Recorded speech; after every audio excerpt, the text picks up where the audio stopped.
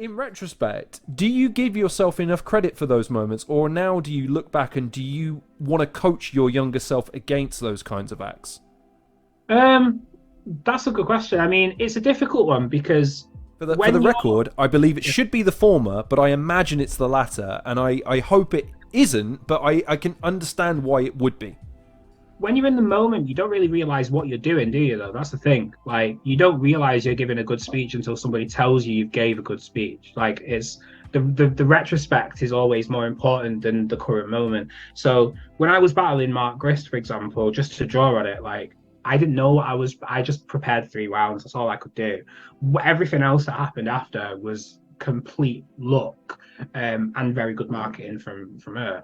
The thing with O'Shea though, to sort of fast forward a few battles, I was just being a good person. Like Madness couldn't get there for the Liverpool event, and Bentlegs, who was doing the event, was like, You're probably gonna say no, but we're in a bit of a pinch here, and we need someone's cover." And I was like, "Okay, this means a free day in Liverpool, and it means I get to see O'Shea, who I love. He's a fucking great guy, and all the Liverpool art. It's a free night out, and yeah, why not?" So I think at the time I was more like, what's the worst that could happen? I mean, I could get bodied in Liverpool by O'Shea on 24 hours notice. That's probably the worst thing that could happen. But you know, take risks. You know what I mean? Just take risks in your life sometimes.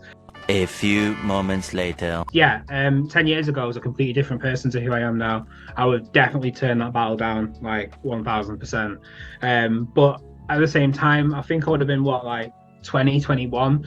Like I probably had very little to do, and I was very, very sort of passionate about Don't Flop's success, and I never would have wanted Liverpool, especially Liverpool, like every Don't Flop fan that I met from Liverpool sound as hell, like really sound. And they travel all the time to London, to Manchester, to Bristol, wherever it is, to see their favorite people. So I felt like, it needed to be done. Don't Flop had good karma coming their way.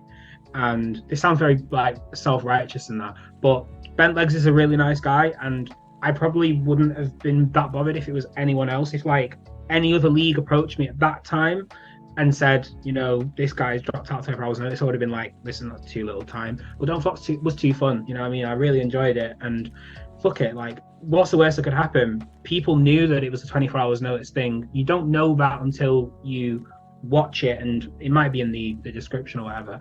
But at the time, I was just like, yeah, I will definitely do that. I will definitely help out. And, I must be the first person to stage dive in a Don't Flop rap battle. Surely. Like, at the end of it, I just stage dived in Liverpool on 24 hours notice against O'Shea. Like, come on. But that's why I say you deserve, even if, right? Because look, I am a firm believer that sometimes you've just got to say yes and deal with it based on the fact that you are who you are, and you'll either do it or you won't. And if you do it, great. If you don't, you'll garner something from it, and it'll be a lesson learned and never forgotten. Is the reason why I don't dive into these interviews without doing at least 2 days prep, 3 days prep, because I'm petrified of then going, oh no, I don't have any questions. It's never happened, and it never will happen.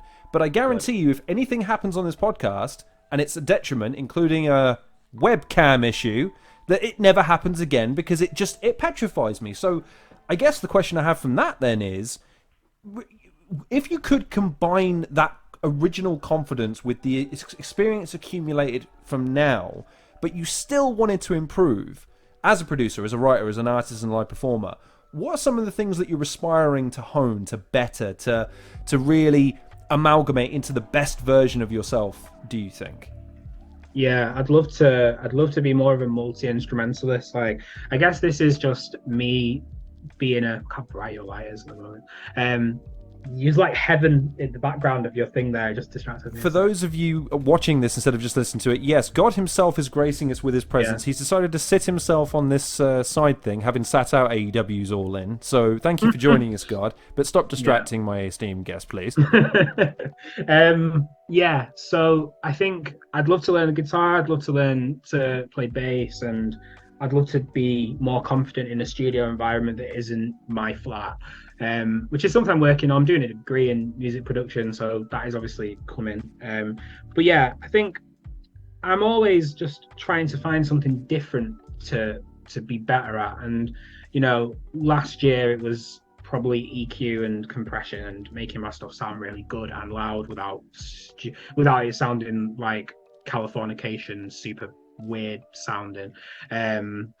Or you know, learning how to mix choirs, like whatever that might be. Like the thing is with me, like I get really hyper focused on one thing for like 2 or 3 weeks and then move on to something 2 or 3 weeks later. Preach.